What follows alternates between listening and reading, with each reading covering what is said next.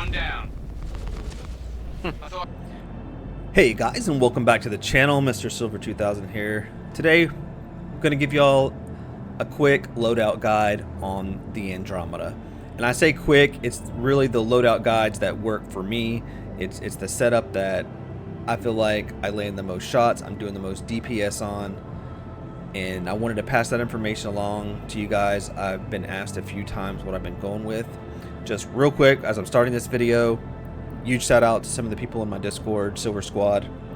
If you want to join, I'll have a link in the description, but shout out to Drakey, Supa, Ransom, Seth, Dragon, a few other people. Thanks for the info. I know, like, as I'm researching my own stuff, I'm watching videos, I'm doing my own gameplay, trying to figure stuff out, and you guys help me learn a lot quicker by steering me like in correct directions and getting me trying different things that make it, you know, a lot quicker. So thank you guys, shout out.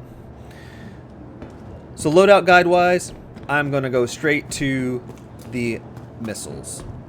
And the reason why is I'm not sure if there is a big change or what, but it just seems like there has been something that's going on. I don't know if it's the PvP changes, the flare changes. I'm not sure what has changed, but as of 3.19.1, it just seems like there's a balance difference now. And with this Andromeda, I cannot get anything but EM missiles, electromagnetic missiles, to hit. I must have fired with the stock loadout, like cross-section, I believe, missiles. I must have fired 20 or 30 missiles at people, and I think maybe one of them landed.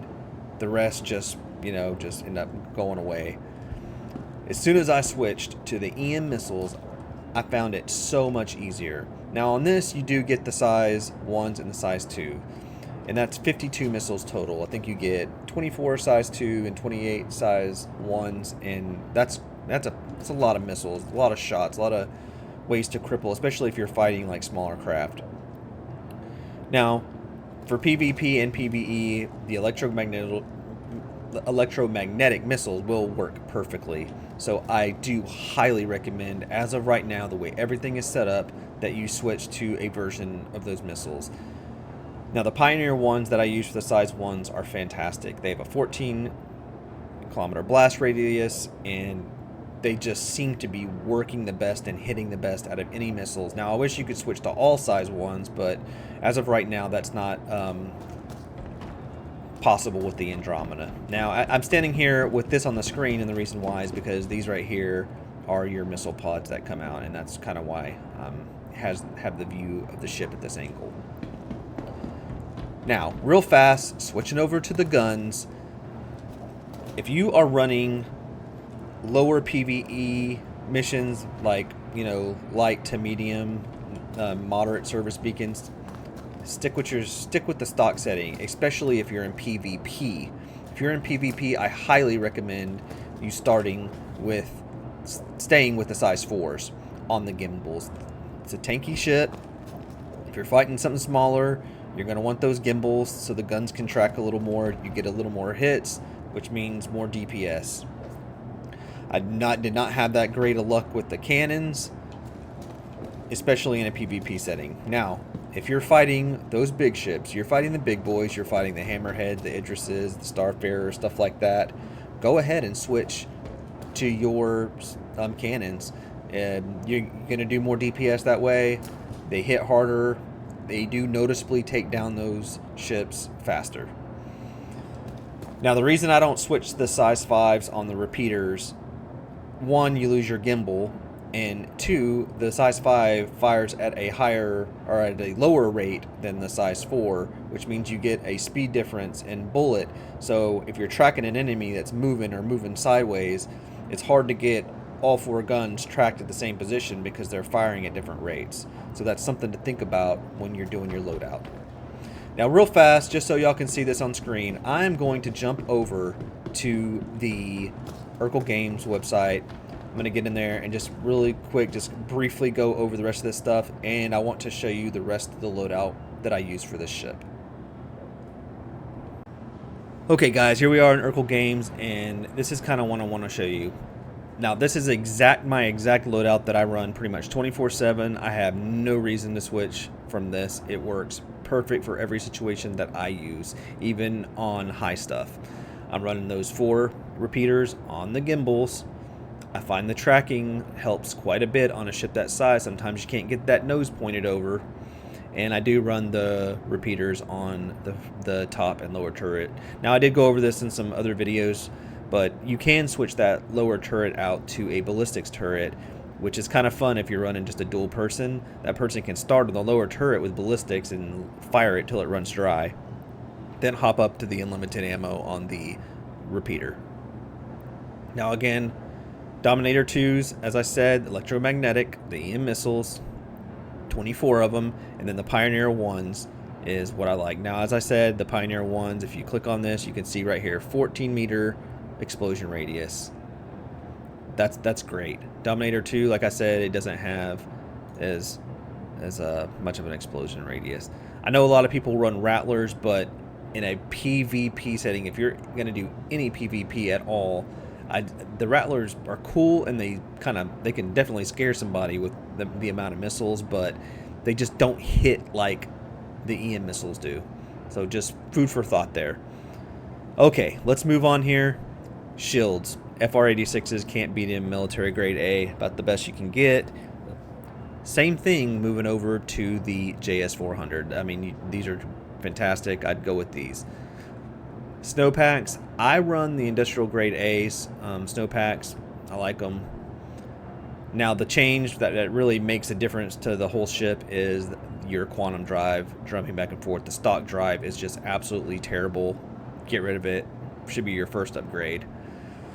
I run the crossfield, and I'm going to show you guys why. The crossfield, military grade C. Now everybody says XL1, XL1, but let me show you. You know, you get the extra fuel with this, right? You get a little bit of extra fuel. But the difference is so minute that it's just not worth going to the XL1. Look, 159. 6 seconds. 6 seconds different. It's just not worth it, man. Go with the crossfield. Get that 6 seconds. Grab you some more fuel, and it's just a fantastic quantum drive. You won't even notice the difference. Heck, sometimes I feel like it goes faster every once in a while.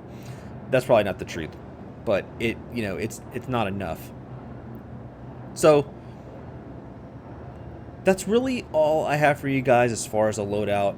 You know, there's not a lot of stuff that you can change on this ship. It comes so fantastic from the get-go that changing, these few little things out make a difference. Like I said, if you're running PvP, do you really have to change out these missiles? If you're just doing, the service beacons and stuff, you can leave the stock missile setup. It's fantastic just for that.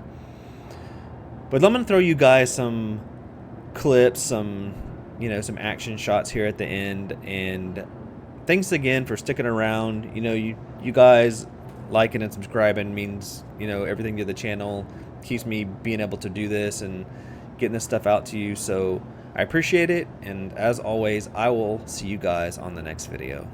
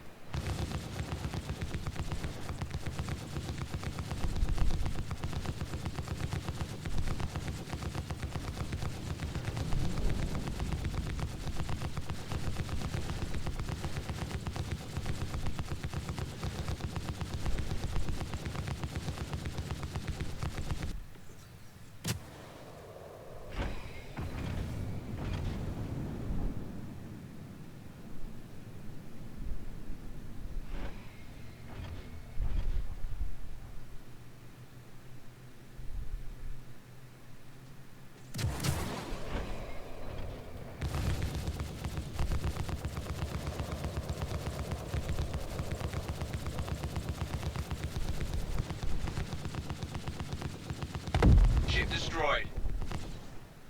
I thought I was a goner. Thanks.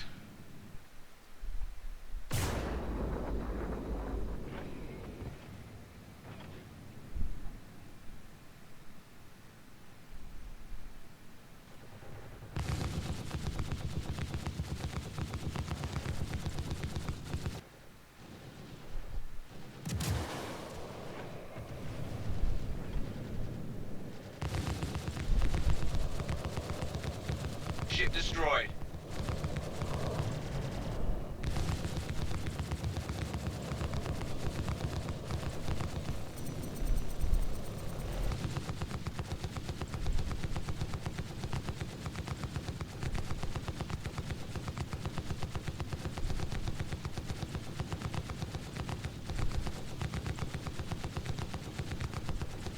He down.